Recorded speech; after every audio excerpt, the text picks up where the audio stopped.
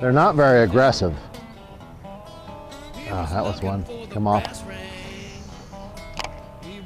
But I mean, none of them, you know, usually when you come up here and fish for smallmouth, you feel it in the bites like, bam, you know, like, Jesus. But these bites have been just like mush. You stop it and all of a sudden you just have one. So I'm sure it's got to be this weather. This is the third day into this cooling trend we've had. Supposed to start warming up today. So another way to catch smallmouth or spots is just throw it back and get it out to about 8 or 9 foot of water and just troll it back and bounce it through the rocks.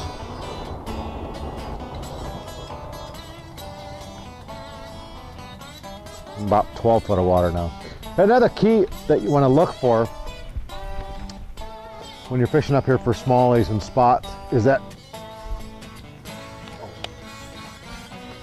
when you're back trolling like that, sometimes you get snagged up. What you're looking for as far as water depth is you want 5 to probably 10 foot of water is usually the normal place where these smallmouth are going to hang out. There's times they'll move right up on the bank, but what you're looking for is like this bank comes out a little ways and then it drops off to about 8 or 10 foot. So I'm not throwing to the bank. You notice I throw and I'm about 4 foot away from the bank because it's real shallow up there. So I'm fishing that deeper edge, and that's where they hang out most of the time. So one thing nice about fishing for them is you don't have to be a super accurate caster. Just throw it up there near the bank and you know, you get your 4 foot away and you're fine. Little one. Now he's out on the front porch, watching lovers pass by, with his dog in the moon, howling for the That guy's white. Oh, jump up. Oh, sorry. Did you get? Not a 5 pounder though. I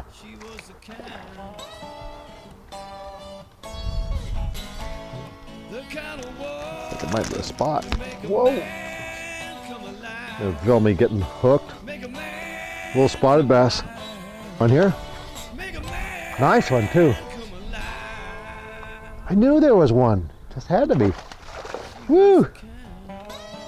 God, I love these smallmouth. That's a nice fish.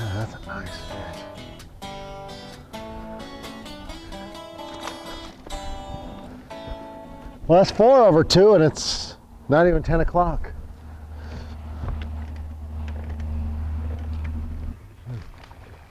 There's a little guy. At least a little, now here the little ones are getting better anyway. Oh, hey.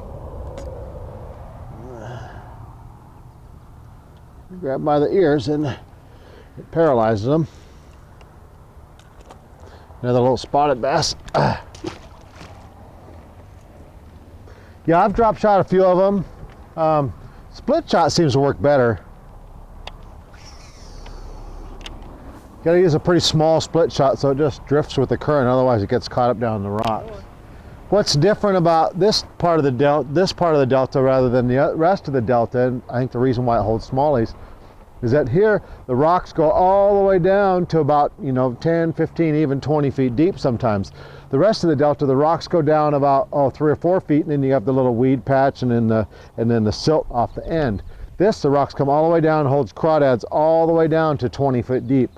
So that makes it different than the rest of the delta, where the rest of the delta, a lot of times you're fishing in 3 or 4 or 5 feet. Here you can fish 6 to 20 or sometimes even deeper than that, depending on how deep the rocks go down. I've caught smallies down to about 30 feet deep.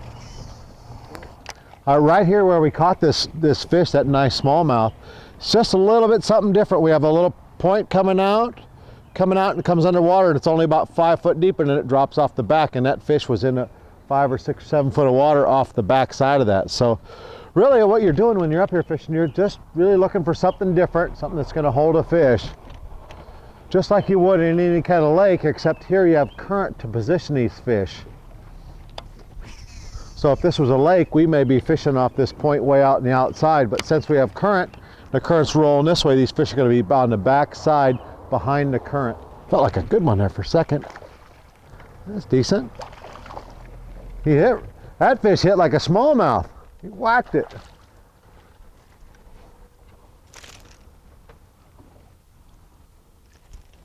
He's slippery.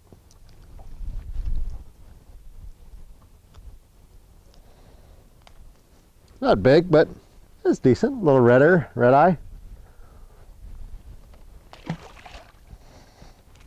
He whacked it hard though, that was cool.